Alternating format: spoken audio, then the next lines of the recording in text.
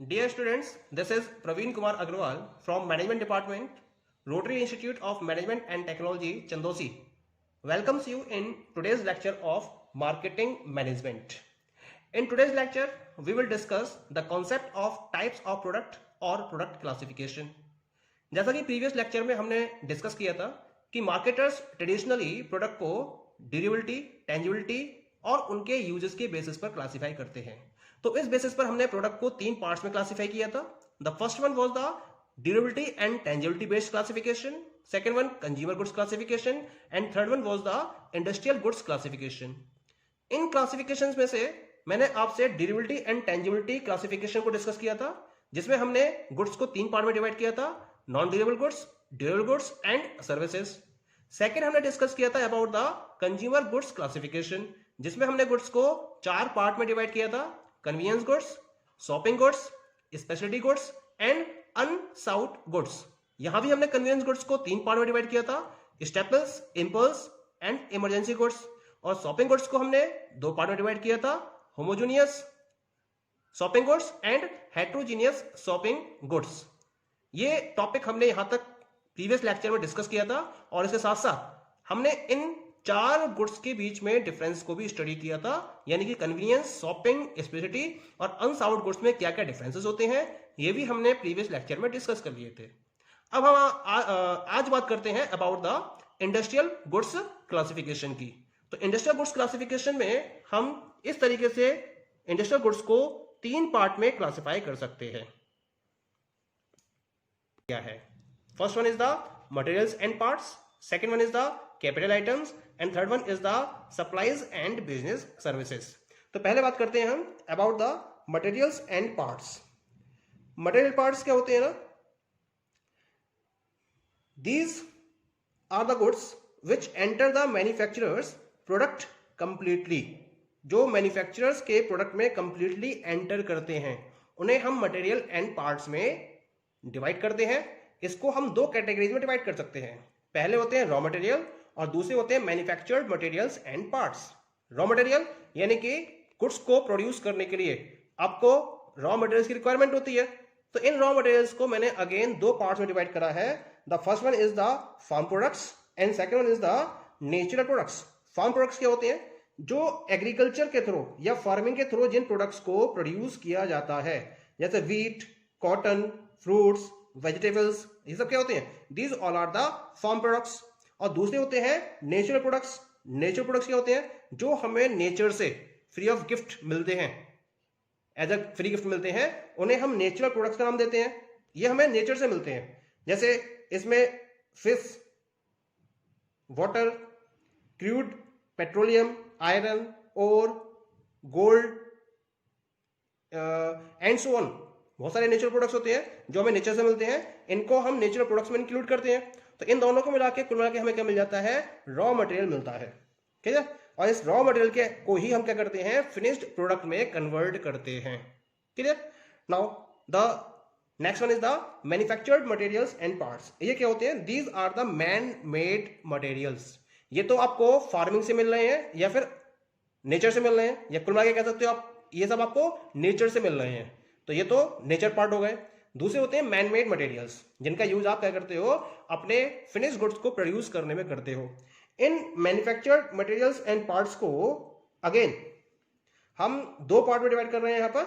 The first one is that is the manufactured component materials and second one is the component parts. अब ये component materials and component parts क्या होते हैं? Component materials का मतलब होता है when you are following different materials made by the man, तो उनको हम कंपोनेंट मटेरियल्स में इंक्लूड करते हैं। जैसे अगर हम कंपोनेंट मटेरियल्स की बात करें तो कंपोनेंट मटेरियल्स में आयरन हो गया, सीमेंट हो गया, वायर्स हो गए। आपको एक मकान डेवलप करना है तो उसके लिए आपको डिफरेंट टाइप के स्टील की रिक्वायरमेंट होती है, या फिर आपको सीमेंट की रिक्वायरमेंट होती है, ब्रिक्स की रिक्वायरमेंट होती है। तो ये सारे मटेरियल्स क्या हो गए? ये कंपोनेंट मटेरियल्स में इंक्लूड किए जाते हैं। और दूसरे होते हैं इसके अंदर, that is known as the component parts. ये कंपोनेंट पार्ट्स क्या होते हैं? कंपोनेंट पार्ट्स को हमने अगेन सॉरी, कंपोनेंट पार्ट्स का मतलब क्या होता है, जो कंपोनेंट मटेरियल्स के साथ में फॉलो किए जाते हैं उन्हें हम कंपोनेंट पार्ट्स में इंक्लूड करते हैं। जैसे स्मॉल मोटर्स हैं, टायर्स हैं, कास्टिंग है, ये सब किस में इंक्लूड होंगे, ये सब कंपोनेंट पार्ट्स में इंक्लूड किए जाते हैं। क्लियर? तो ये तो बात हो गई मटेरियल्स एंड पार्ट्स की। अब बात करते हैं हम कैपिटल आइटम्स की। ऑर्गेनाइजेशन को, ये प्लांट को एस्टेब्लिश करना है, तो प्लांट को एस्टेब्लिश करने के लिए हमें डिफरेंट टाइप के हैवी आइटम्स की और उसके सपोर्टिंग आइटम्स की रिक्वायरमेंट होती है, उसको हम कैपिटल आइटम्स में इंक्लूड करते हैं। इन कैपिटल आइटम्स को फर्दर दो टाइप्स में डिवाइड किया गया है। पहला है इसके अंदर इंस्टॉलेशन और दूसरा आता है इसके अंदर दैट इज इक्विपमेंट। इंस्टॉलेशन यानी कि ये क्या होते हैं, ये फिक्स्ड वे में फॉलो किए जाते हैं, ये हैवी, इनका वेट बहुत ज्यादा होता है, हैवी होते हैं, और एक बार जहां इनको सेट कर दिया जाता है उसके बाद उनको वहां से आप रिप्लेस नहीं कर सकते, इनको प्रॉपर्ली इंस्टॉल किया जाता है। जैसे आपने बिल्डिंग को, एक बिल्डिंग या एक प्लांट लेआउट डिजाइन किया, तो उसमें आपने हैवी इक्विपमेंट्स को फॉलो किया, बिल्डिंग डिजाइन करी, तो ये क्या है, these are the part of installation. और दूसरे होते हैं इसके अंदर that is the equipment. Equipment क्या होते हैं, इक्विपमेंट में हम इसको हैवी इक्विपमेंट्स की बात करेंगे। एक तो पोर्टेबल फैक्ट्री इक्विपमेंट्स होते हैं, दूसरे टूल्स होते हैं, और तीसरे होते हैं इसके अंदर ऑफिस इक्विपमेंट्स। पोर्टेबल का मतलब क्या होता है, आपको गुड्स को एक प्लेस से दूसरे प्लेस तक कैरी करना है, तो एक प्लेस से दूसरी प्लेस तक कैरी करने के लिए आप जिन फैक्ट्री इक्विपमेंट्स को यूज करते हो वो सब पोर्टेबल फैक्ट्री इक्विपमेंट्स में इंक्लूड किए जाते हैं। क्लियर? दूसरे होते हैं दैट इज द टूल्स। आपको अपने मशीन्स को मेंटेनेंस प्रोवाइड करनी है, आपने मशीन इंस्टॉल कर ली जो हैवी इक्विपमेंट्स में इंक्लूड की जाती हैं, अब उनको आपको मेंटेनेंस देनी है, तो मेंटेनेंस देने के लिए आपको डिफरेंट टाइप के टूल्स एंड फिक्सचर्स की रिक्वायरमेंट होती है, ये इक्विपमेंट का एक पार्ट होते हैं। और टूल्स के साथ साथ next one is the office equipments.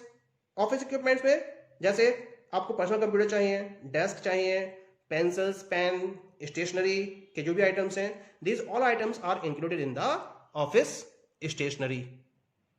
Clear?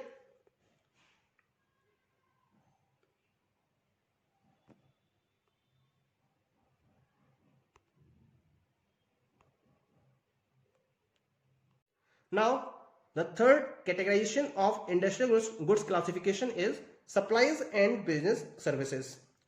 Supplies and business services क्या होती हैं ये? These all are the short-term goods and services that facilitate developing or managing the finished products. यानी कि finished products को develop करना है और manage करना है, तो इसके लिए supplies and business services की facilities का use करते हैं हम। Point is clear? इसको मैंने अगेन दो पार्ट में डिवाइड कर रखा है, पहला है सप्लाईज और दूसरा है इसके अंदर that is the business services. अब पहले हम बात करते हैं सप्लाईज की।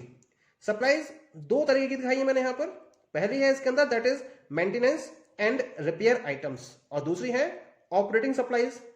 मेंटेनेंस एंड रिपेयर आइटम्स में क्या आता है, इसमें जैसे पेंट है, नेल्स, ब्रूम्स, ये सारे items maintenance and repair items में इंक्लूड किए जाते हैं। इनका मेन पर्पस क्या होता है, मशीनरीज और इक्विपमेंट्स को मेंटेनेंस प्रोवाइड करना, उनको रिपेयरिंग प्रोवाइड करना, क्योंकि एक प्रॉपर वर्किंग के बाद क्या होता है, इनमें लूजिंग आनी स्टार्ट हो जाती है, और इस लूजिंग को फिनिश करने के लिए हमें इन पर्टिकुलर आइटम्स का यूज करना पड़ता है, जिससे मशीन्स की एफिशिएंसी पर इफेक्ट ना पड़े। तो कुल मिला के मशीनरी की एफिशिएंसी को इंक्रीज करने के लिए हमें मेंटेनेंस एंड रिपेयर आइटम्स की रिक्वायरमेंट होती है, तो ये सप्लाईज के पार्ट में इंक्लूड होता है। और दूसरी है इसके अंदर ऑपरेटिंग सप्लाईज, यानी कि मशीन्स की स्मूथनेस को और इंक्रीज करने के लिए, उनकी वर्किंग में स्मूथिंग लाने के लिए हम इन ऑपरेटिंग सप्लाईज का यूज करते हैं। जैसे लुब्रिकेंट्स हो गए, कोल हो गए, राइटिंग पेपर्स हो गए, पेंसिल्स हो गए, these all are included under the operating supplies. That point is clear? अब हम बात करते हैं सेकंड पार्ट की।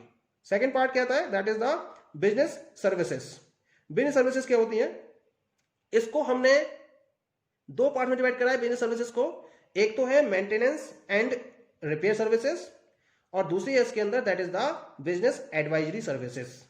Maintenance and business repair services, जैसे मेंटेनेंस ऑफ एयर कंडीशनर है या फोटोकॉपी मशीन है, उसको रिपेयर करना है, यानी कि जो ऑफिस इक्विपमेंट्स हैं आपके पास, उन ऑफिस इक्विपमेंट्स को मेंटेनेंस प्रोवाइड करने के लिए आपको इस टाइप की सर्विसेज की रिक्वायरमेंट होती है, जिसे हम maintenance and business repair services में इंक्लूड करते हैं। ओके और सेकंड क्या तरह की है इसके अंदर, the second one is the business advisory services. Business के बहुत सारे बिजनेस के अंदर हमें डिफरेंट टाइप के एक्टिविटीज को फॉलो करना है, तो उसके एक्टिविटीज के रेफरेंस में एडवाइजरी सर्विसेज को भी फॉलो किया जाता है, यानी कि बिजनेस के ऑपरेशंस के रिलेशन में जो एडवाइस प्रोवाइड की जाती है वो एडवाइजरी सर्विसेज के थ्रू प्रोवाइड की जाती है। जैसे आपको डिफरेंट टाइप की लीगल एडवाइस की रिक्वायरमेंट है, मैनेजमेंट एडवाइस की रिक्वायरमेंट है, या आपको स्पेशलिस्ट ऑर्गेनाइजेशन से एडवर्टाइजिंग को या प्रोडक्ट के प्रमोशन को फॉलो करना है, तो आपको इसमें स्पेशलिस्ट प्रमोटिंग ऑर्गेनाइजेशन की एडवाइस की रिक्वायरमेंट होती है। तो इस तरह से जो भी सर्विसेज आप फॉलो करते हो एडवाइस के रिलेशन में, उन्हें हम बिजनेस एडवाइजरी सर्विसेज में इंक्लूड करते हैं। फॉर एग्जांपल, कोई भी पर्टिकुलर एक ऐसा केस है जो लीगल फॉर्मेलिटीज को फॉलो करता है, तो उस लीगल फॉर्मेलिटीज को कंप्लीट करने के लिए हमें लीगल कंसल्टेंसी की रिक्वायरमेंट होगी, जो बिजनेस एडवाइजरी सर्विसेज में इंक्लूड होगी।